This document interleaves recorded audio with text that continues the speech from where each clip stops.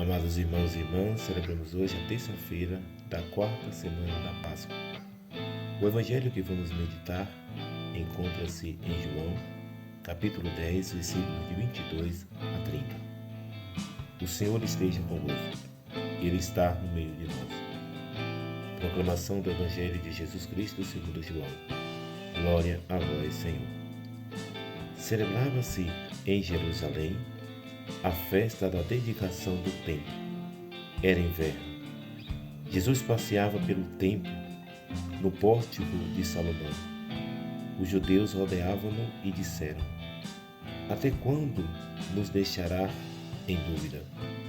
Se tu és o Messias, dize-nos abertamente. Jesus respondeu: Já vos disse, mas vós não acreditais. As obras que eu faço em nome do meu Pai dão testemunho de mim.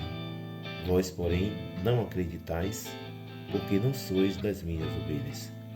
As minhas ovelhas escutam a minha voz, eu as conheço e elas me seguem. Eu dou-lhes a vida eterna, e elas jamais se perderão, e ninguém vai arrancá-las de minha mão. Meu Pai, que me deu estas ovelhas, é maior que todos, e ninguém pode arrebatá-las da mão do Pai. Eu e o Pai somos um. Palavra da salvação. Glória a vós, Senhor. Amados irmãos e irmãs, estamos no tempo da Páscoa, cuja mensagem principal é a ressurreição de Jesus. Estamos no contexto do capítulo 10 do Evangelho de São João, que traz a mensagem de Jesus, o bom pastor. No Evangelho de hoje, precisamente, trata-se do mistério da pessoa de Cristo, daquilo que Ele fez e daquilo que Ele é. Jesus dá a entender que não é tanto um problema de esclarecimento. A dúvida não se paira sobre quem Ele é de sua parte, pois não se trata de clareza de enunciados, mas da fé dos seus interlocutores. A fé não é o resultado de raciocínio, de uma questão posta ou apresentada. A fé não é o resultado de uma interpretação matemática, nem de uma argumentação científica, mas a fé dos discípulos é o que precisa de mais urgente para confirmar e reconhecer Jesus como pastor, reconhecer a voz de Jesus. A fé não é uma série de silogismos.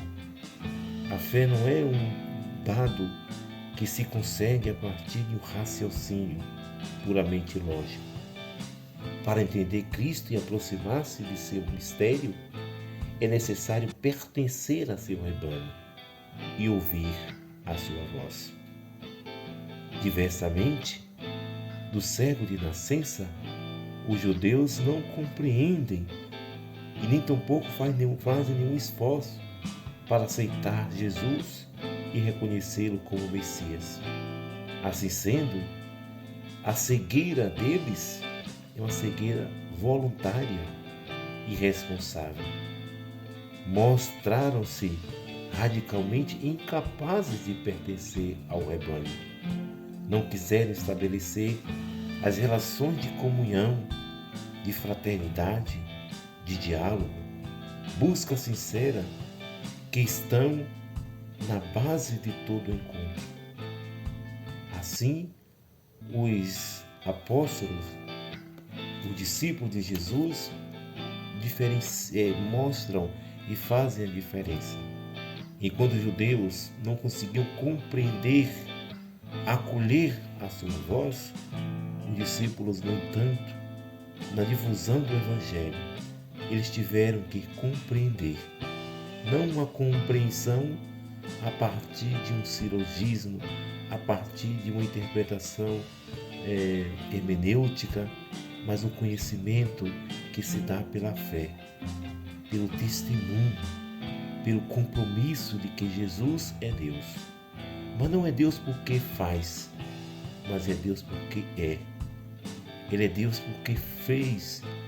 Ele ressuscitou, deu a sua vida por amor à humanidade, e uma humanidade, na maioria das vezes, não merecedora da sua graça e do seu amor. Mas mesmo assim, Deus amou e ama com amor sem medida. Assim, amados e queridos irmãos, o Evangelho quer ainda nos lembrar que estamos no contexto também de revelação de Jesus na intimidade com o Pai. Ele termina o Evangelho de hoje dizendo: eu e o Pai somos um. Como também terminou o Evangelho do domingo, o domingo do Bom Pastor, o quarto domingo. Eu e o Pai somos um. Aqui estamos diante de uma comparação, por mais que isso, uma alegoria pastor-ovelha. Volto aqui à controvérsia sobre Jesus, Messias e a fé. Estão bem determinados tempo e lugar. Os judeus pedem a Jesus que diga abertamente se ele é o Messias, mas ele não sabe, que eles não querem crer, e sabe o porquê.